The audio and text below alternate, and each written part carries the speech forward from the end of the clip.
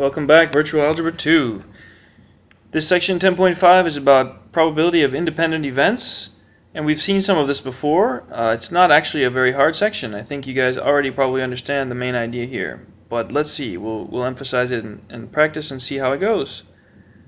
The idea with independent events is that we're talking about two different events that don't affect each other in any way. So sometimes the best way to understand what something is to show you what it is not. So here's an example of two events that are not independent. Let's say that the probability that it's going to rain today is 60%. So then the probability that it won't rain, well, that has to be 40%, right? Because those two have to add up to 100% because they're complementary. And then if I tell you that if it rains, there's a 20% chance that I'll go to the zoo. And if it doesn't rain, there's a 90% chance that I'll go to the zoo. So the chance that I'll go to the zoo is not independent of the chance that it'll rain, because whether or not I go to the zoo is going to depend heavily on whether or not it rains. As you can see, if it does rain, I'm probably not going to go, and if it doesn't rain, I probably am. So those are dependent events. They're not independent. And we're going to learn a lot more about that in the next section, 10.6, when we talk about dependent events and conditional probability. Okay, so those are not independent. They affect each other. Independent events, I made up this definition. I mean, you could probably make up your own. That's pretty good as well. Two events are independent if they are totally disconnected. If the chances of one happening have nothing to do with whether or not the others happen. Okay, so here's some examples. Maybe the probability that I shoot the basketball and I make the shot. The probability that I flip a coin and get heads. The probability that I win the lottery today. And the probability that it rains today. I guess maybe the rain and the basket might have something to do with each other because the ball might be slippery. But if we group them like this, these two definitely are independent. Whether or not I make the basket and whether or not I get a heads on the coin, they don't affect each other. I could do one and then the other, or I could do it in the other order. I could do them at the same time, at different times. They just don't have anything to do with each other. It's not like raining and going to the zoo.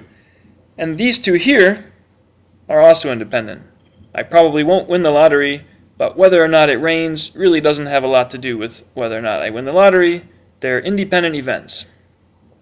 Okay, so this is a pretty simple concept, but it's important to clarify this because when we work with dependent events, things are going to look different and be more complicated. As long as the events are independent, then calculating probability of a compound event is not hard at all.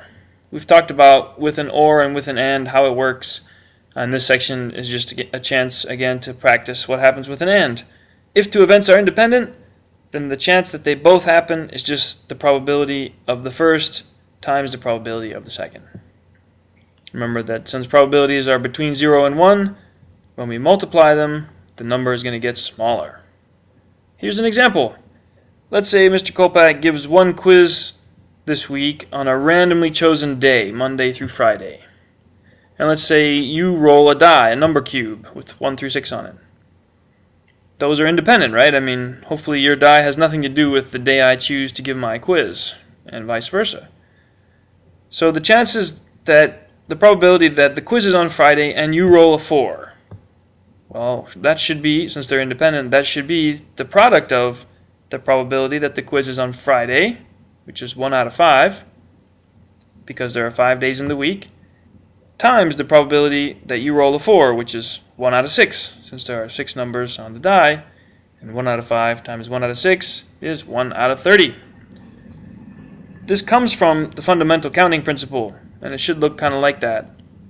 How many ways are there to get a quiz on Friday and a die with a 4? Well, there's only one. And how many ways are there, how many possible outcomes are there? There are 5 outcomes for the quiz and 6 outcomes for the die. So 1 over 30. That's the overall probability. Okay, I hope that is as simple as it seems. Another good example is the birthday problem. This is a little bit different than the example we did last week. What are the chances that 5 people all have unique birthdays? Well, the chances that they're all unique are going to be, hopefully, if these people aren't related in any way, then the probability of them having different birthdays are independent of each other. So we can just multiply the probability that the first person has a unique birthday times the probability that the second person does, etc., all the way down to the fifth person. And as we saw in the last example when we did last week with the birthday problem, the first person, they have a 365 out of 365 chance of having a unique birthday because they're the first one there. And then the next person has 364 out of 365, the third person has 363 out of 365, etc., because as people are added, some of the days are taken. We multiply that all out, and as we saw last week, we get 365p5 over 365 to the fifth, which is pretty big, 97%. Alright, so that's pretty much it. There aren't really a lot of surprises here. Remember, an AND is a multiply, an OR is an add. So for this section, I'd like you to practice these problems here. Page 662, 5 to 23 odd, 24, 25, 26. Good luck!